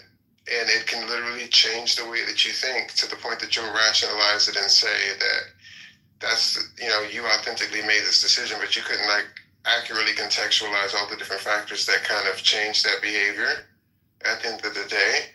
And I think Millis said something that was interesting. It's just if you go looking for a problem, a lot of times you'll find it because it's what you wanted to find in the first place. So it's for instance, if you go into rooms and you talk to people that validate some assumption that you have, you linger there long enough, I mean, it will wash your brain over. When you practice certain thought patterns for a long period of time, it creates neural pathways. And your mind becomes made up about a particular topic, that just becomes your worldview. You start to see it and recognize it in everything because you've created an algorithmic relationship with it. Your attention is always on it. You see it everywhere. You keep pointing it out. And it's oh, but that's, based on everything that I see. Well, that's what you wanted to see. You know what I mean? At the end of the day, as just as much as the social media influencer just wanted to be liked. And now they're taking their clothes off and doing all different types of things, and making it seem like they're really, really, really happy and whole at the end of the day. It makes me think of a thought I had around the Bible being confirmation, programming or prediction. So confirmation bias comes to mind. Yeah, it's definitely confirmation bias, and I think that's where it's whether you believe in the word or not, but just capture every thought. You're one thought away from another thought. It just depends on what you choose. You know what I mean? You get big choices and you get little choices. You know what I mean? To just decide. It was one time I'll admit, I was in Clubhouse and I saw an opportunity to make a joke, and my fingers were lingering over the chat keyboard. But then I was this joke is not really a reflection of you, Chris. That's not really, you don't really do stuff like that. And then I just shook my head and just left quietly. Almost we have a choice and we have a decision, to say certain things and not to do certain things. But if we don't catch it, then it just builds before it inevitably just changes us as a person. And I think the same can be said about other people who speak certain things over us time and time again, tell you that you're nothing, you're not worth anything or whatever, or you're this way, you're better than everybody, and you see it represented in a lot of different ways, then that just creates this false narrative that you have to, or you believe that if it's challenged, it's challenging your sense of self-preservation, it's challenging your identity, and you have to justify to maintain that, because right on the other side of that is grief. Grief not being losing someone, but losing an expectation of how you thought things would be, or what you thought to be true, and that's a difficult thing to be able to go through. But it is a lot of decisions, I think, that come with building your life in a way, or making a lot of decisions, building your life up in a way that may not actually be the best way for you to live, or the best way for you to think. Because with the voters in this election, right? Some people have left their family, they've left their jobs, they've sacrificed they don't talk to their parents anymore, they don't go to Thanksgiving anymore, they don't go to Christmas anymore, their daughter doesn't talk to them anymore, you know what I mean? They've sank their business and stuff like that, and it's just it's you're really anxious. It's like, oh my gosh, like I hope that this has to work out, because if it doesn't, like God, the grief that I would face for everything I've sacrificed to go along this bogus narrative that wasn't actually true. And it's like you're trying to preserve your sense of sanity, which I think is a very much natural thing, but it has to be maintained with other sane people.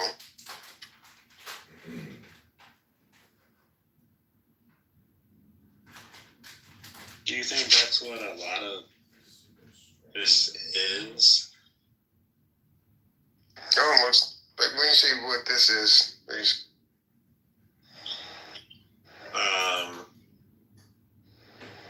I guess people's issues with one another. Do you think it's grief that doesn't know how to express itself? Maybe based off like some other shit that's going on within them that they don't know how to process. Well, what's the word you say? Greed? Oh, grief. Yes. Grief.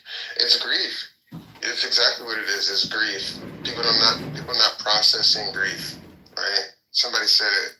A phrase heard somebody say that that grief is love that has no place to go. That we're not processing our experiences. We're not naming them. We're not naming our emotions accurately. Like, we're not crying. Men are not crying. Like, they're not like processing their experiences. Somebody in this workshop I went to for men had an acronym for THUG as traumatized human unable to grieve. Like it's grief is like it's not, again, it's not just losing a person, it's sometimes losing an expectation. And I think like you're seeing people right now with what things are going. So good. He was gibberating. Oh, really? Really? He's a gibberator. Yeah, a little bit. Some people just take too long to say anything. I mean, I asked him the question. He could have just kicked him. Or just told him to stop him. Yeah, Sully, is that you there? Chris got kicked? Yeah, what's up? Not too much. Sam's a Is there a term for just someone who's just like completely uneducated, but in a way that's like a slur? Like a fucking, you uneducated, you fucking. Yeah, it's called being. Don't take it personally, Chris. Yeah, it's okay, fair. It's a I think the word idiot has like a specific meaning of having the approximate intelligence of a 3-year-old. Is that true? I think so. That's insane. So, yeah, I think I don't want to use the word peasant because it has too much class connotation. I'm more just trying to get the connotation of an easily scared, uneducated person who believes in witches and stuff like that. Like, and I don't have a good, like... I prefer, dyslexic retard. Good one. Good comeback. We can predict that. What's that? I didn't see that. Oh, okay, sorry. No, I get it. Sorry, I get the connection, my bad. Sometimes I just don't think, Now, Timothy, why do you hate white people? Because Meredith is white. That's just Jew erasure, bro. Yeah, and also that's a bad inference. Why? It's just because I'm white and you hate me doesn't mean like you should hate all white people. It's a hasty generalization. Yeah, it's a hasty generalization. Hey, there we go. There we go. I can't reason from pot to hole. Is that what you're saying? I'm saying in some cases, reasoning is good. In other contexts, it's not. This is a context. So answer me this. Hey, riddle me this, Batman. Okay. Okay. If all the bricks are red, okay. If all the bricks are red, and all these red bricks comprise the wall, is it a red wall? Huh? Wait, if none of the bricks have doors, does the wall have a door? Oh. Can the wall have a window? Oh, yeah. One of the bricks have openings. Can the wall have an opening? If every sheep in the flock has a mother, does the flock have a mother? If every I was about to do that. If every cat has a mother. If every brick is a brick, is the wall a brick? Oh, that's another good. If every idea has a mother, is there a mother of all bad ideas? Take that. Mother alone. Timothy, did you read my anti-Islam essay that I say? No, I haven't even checked what I'm sorry. You're writing a lot of essays these days. I always be writing, bro. You always be writing. I was thinking this last night because Lance posted some Reddit blog or something that I was reading, and we were both critical of the person who was writing it. But like this style of like Substack Reddit post writing is just so cringe to me. Like I can't. It's like everybody's giving a fucking TED. So what you prefer people write? I'm not even gonna lie though, Sam, like you should do a series like this because there's times when it comes to the Bible and stuff, I can't be fucking bothered to like go look on Google and then these people do this cringe shit where it's like, do you read the scripture, bro? Tell me, what's it? Like the Christian starts playing ignorant, like I don't know, you tell me, I don't know, dog. You're critique. Like I actually it would be nice if someone could just compile every single one of the inconsistencies, contradiction, but then also in a form that you can kind of just like read through it, like an easy read with the references, with the actual scripture. That would actually be really good. If it was like a series for like all these kinds of beliefs or all these kinds of like common like kind of internet arguments like flat earth shit, all the best arguments against flat earth like that in a really simplistic compendium. Yeah, like if you did yeah, exactly. If you did like a fucking systemic industrial, if you made an account like that, or if it was like a YouTube channel like that, I think that would get some traction. Complex. If it's YouTube, then it needs some like cool, maybe it needs to be like an animated video. But if it's like like a Twitter account or something, or just like a blog place or whatever the fuck, blog post, whatever. I will say that one bad thing about writing this list is like when you like learn a song, the song is like less fun to listen to. Like every debate with a Muslim is gonna be fucking. Let's check the list. Yeah, but that's what I said. No, that's what like I take. That's why I take most kind of skilled debaters and doing like it's just this kind of maze run, this little dash through the maze. Like we know, like I've got the map. I know the blueprint. Yeah. But I don't want to have the same repetitive conversation over and over. Oh yeah, really? So what's the title of this room? Yeah. Like, what was it yesterday? Do you think black people? Was it the day before? Are black people racist? Like, okay. Yeah, but like. Yeah, how about that Andrew conversation? Huh? How about that Andrew, Joel, was it Yoel? Oh my god, that was the best thing ever. He conspicuously is not interested in having his usual summary, like fucking debrief. Like, we can't do after party comment? I think we need one though. We need one. # justice for Joel.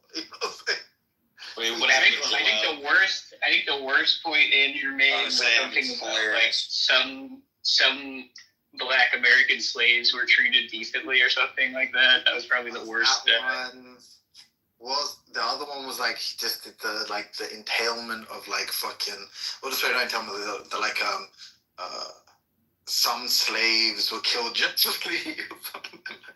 I mean, like I kind of understood where the tension like. I had some sympathy for like both sides of the conversation about like, can you kill somebody to like escape like bondage, basically, like it's a weird question because it's like, okay, yeah, I don't think like you're justified to like push a button that kills like 10 billion people to free yourself, right? Like I don't think that would be like kind of extreme, but it's like if somebody trapped me in a basement and like there's an innocent person who like has the key to my cell, and I can just if I kill them I can get free, then it's like okay, yeah, I probably think that's. There's something like it's kind of ironic because in attempting to be like hyper nuanced, there's some clear nuance that's like lost from a lot of these discussions, and I tried to like reintroduce it back to the discussion, but at that point, that kid, whatever his name, or Joel, whatever he had, had the bit firmly between his teeth, and he just wasn't interested in kind of engaging sincerely. And Andrew kind of to a certain degree was, but like it's only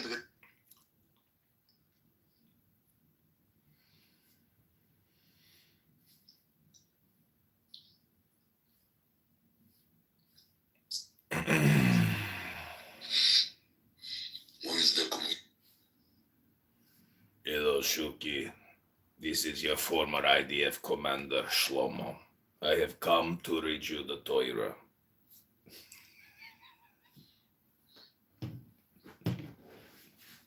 I'm waiting for my job to be a crisis actress. Well, we could do that today if you want. This is what it says. It says, and this is the meaning of what the prophet said after the destruction and the exile. The graces of the Lord, that is, because we are not perfect, for we are not whole and perfect without any sin and blemish in the soul and the upper worlds. That is why we need to conduct ourselves in accordance to the graces of the Lord, which are without limit and end, in order to elicit into ourselves compassion and chesed, ilah rav chesed, an unlimited, infinite compassion, as it is written, for his compassion is not exhausted. And this is what our sages meant by saying, Israel will be redeemed only through charity, which they will perform even when they are free of judgment, for the Son of David will not come until. To make you skillful of understanding that this is not the way in which the light of the Lord dwells, in there being a desire for the life of flesh and children and sustenance. For on this our sages said, make not your will. That is, one's will should be nullified so that one has absolutely no will in any this worldly matters that are implied by children, life, and sustenance. As our sages said, that despite yourself do you live. This means there's to be only an absolute belief in the Yotzer Bereshith, that is, that the creation of being ex nihilo yesh miyayin, which is called Reshith Chakma, his wisdom, which is not apprehensible to any creature. This creation occurs constantly in every moment by all creatures coming into being as a substance ex nihilo yesh miyayin, from his blessed wisdom, which animates everything. And when man will contemplate into the profundity of his understanding and will imagine in his mind his coming to be ex nihilo, truly every moment, how can he possibly think that he has it bad, or any afflictions related to children, life, and sustenance, or whatever other worldly sufferings? For the not ayin, which is his blessed wisdom, is the source of life, welfare, and delight. It is the Eden which transcends the world to come, except that because it is not apprehensible, one imagines to have it bad, or afflictions. In fact, however, no evil descends from above, and everything is good, though it is not apprehended because of its immense and abundant goodness. And this is the essence of the faith for which man was created, to believe that there is no place void of him. And in the light of the king's countenance there is life, and conclusively strength and gladness are in his place, because he is but all the time. Therefore, first of all, man ought to be happy and joyous at all times, and truly live by his faith in the Lord, who animates him and is benignant with him every moment. But he who is grieved and laments makes himself appear as if he has it somewhere bad, and is suffering and lacking some goodness. He is like a heretic, heaven forfend. That is why the Kabbalists strongly rejected the trait of sadness. The faithful, however, is not indisposed by any afflictions whatever, and with respect to all mundane matters, yes and no are all the same to him in the true equation, but he to whom they are not the same shows of himself that he is of the Erev Rav, who act but for themselves, and loves himself to the extent of removing himself from under the hand of the Lord to live the life of heathens. Because of his self-love, that is why he desires the life of the flesh, and the children and sustenance, for that it is his good.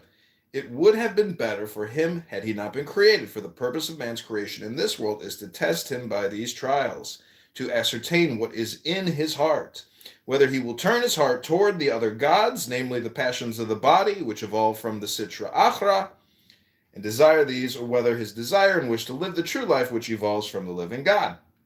One must believe that he really lives in it, and all his needs and everything related to himself truly evolve in all their details, not from the Sitra Achara, but from the Lord by whom the steps of man are established, and there is not a word. Conclusively, everything is absolutely good, except that it is not apprehended.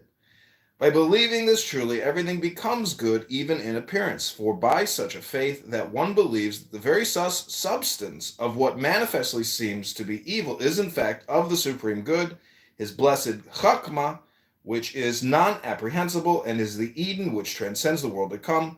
Through this faith, the imagined evil is truly absorbed and sublimated in the concealed supreme good. That's from Igoreth Hakadesh, from the Likute Amarim, the Tanya.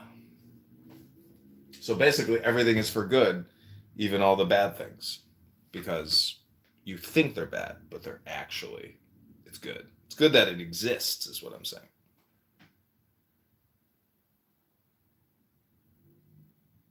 Because it's for you, meaning that it's like your rectification.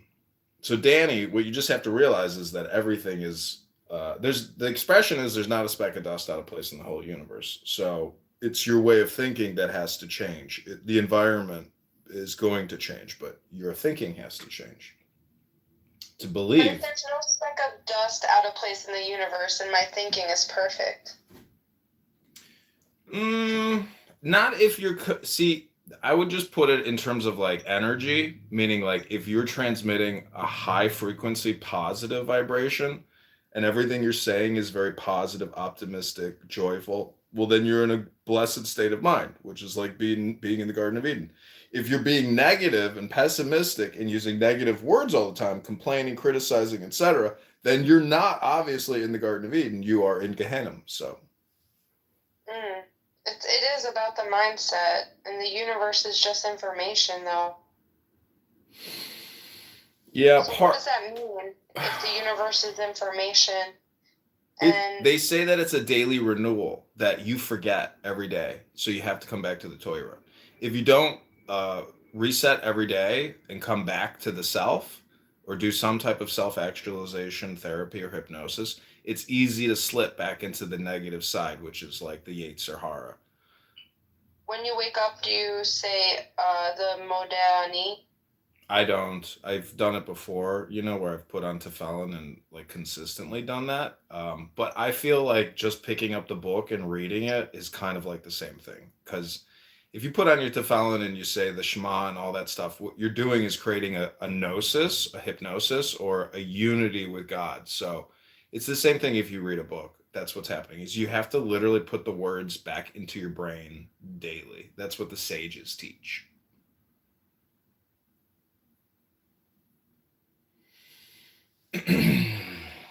And some books are better than others. You can have like crib sheets or basically cliff notes or just a compression, bullet points. You can just read like a one pager every day. It would technically be enough, in my opinion. I said to my son this morning, Modeh Ani, when I woke him up, because he loves to write it down. But then he said bye-bye. He wanted me to sleep more. Leave me alone. Go start my breakfast. I'll be there in 10 minutes. 10, not 11. But he loves to write Hebrew things. He wrote Shalom Havarim. Nice.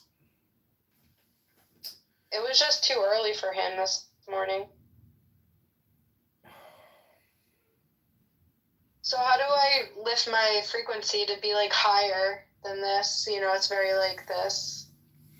Breathing meditations is one way, but if you do yoga at the same time or stretching, I would just call it stretching and breathing program, SBP. So like if you have a mat or a nice area that you can lay down and stretch on, just do hip rotations, hamstring pulls, and do a lot of deep breathing. And then do a lot of holds. They call it diaphragmatic breathing, where you're filling your lungs to capacity, and then just keep stretching. That would be like one way to raise your positive high frequency vibration, like in an immediate way, physically. It's called body consciousness. There's a Hebrew term for it. I don't know which Kabbalistic term or which Sephira corresponds to it, but it's about, your body consciousness. It's basically saying take care of yourself, be kind to yourself, love your body, it's your vehicle.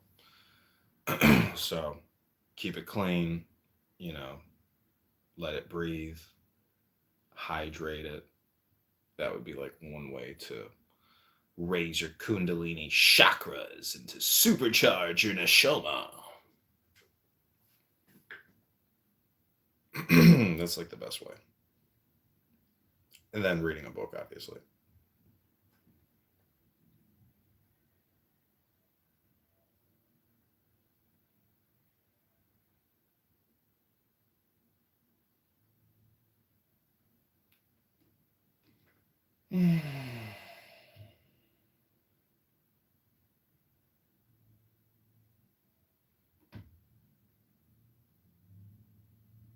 Any more wisdom?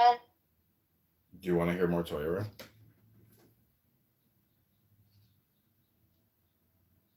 How do you feel about Kanye and Jeffree Star? Jeffree Star? Yeah, so there was like a rumor like years back that they hooked up. And now that this whole cousin thing came out, Jeffree Star's like saying the rumors were true. I think I've actually met Jeffree Star, to tell you the truth. I was like helping YouTubers monetize. And let me see if this is the same guy. No, it's not who we met up with. Like, because I used to live in LA. So my sister and I took out some like super successful trans guy to lunch. To like talk about his YouTube or whatever, because I was working with this other guy who had a very successful YouTube. But we never did anything. But he was like a legit, trans celebrity. Probably one of the biggest ones, like makeup line and everything, like went so viral. Do you know those Kardashian sisters are worth like $3 billion collectively? They're so smart. People hate them, but they're just so smart. It's kind of interesting though, because it's like if you want to have your pulse on the culture, or you want to, it's like you kind of have to do some, like, I don't have television anymore. I don't like have cable, but like if I did have cable, I would definitely be, clipping all these shows and putting it on YouTube. And I bet you if they didn't trigger copyright violations, they'd probably get tons of fucking views. And all I'd have to do is spend like, the minimum for the television, for cable. But is the secret to them is that they meet a lot of people? Like you met this famous person. And like the secret to being famous is just like putting yourself out there maybe a lot. It's basically a mind virus within a network. It's like a floating gaslight, that is like attracting eyes as it floats through the network. That's the media business. Everybody's playing this media game, which is essentially how much can I gaslight you so I can get retweeted, commented, and interactions. That's what the whole thing is. It's like how many impressions can I generate on my content? So the more cringe it is, the more gaslight it is, the more that it's going to activate dopamine and thus become viral content.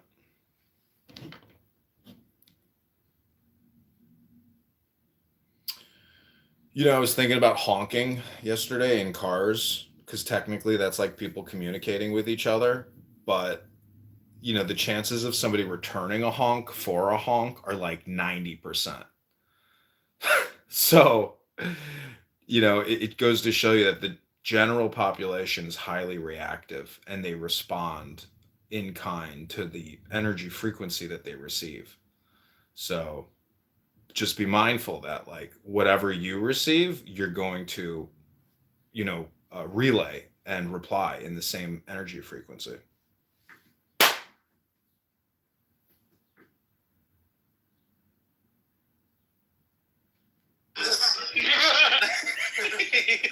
y'all before comes some Asian experience.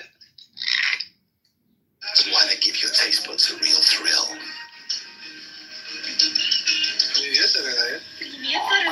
Now you speaking Asian to an Asian girl.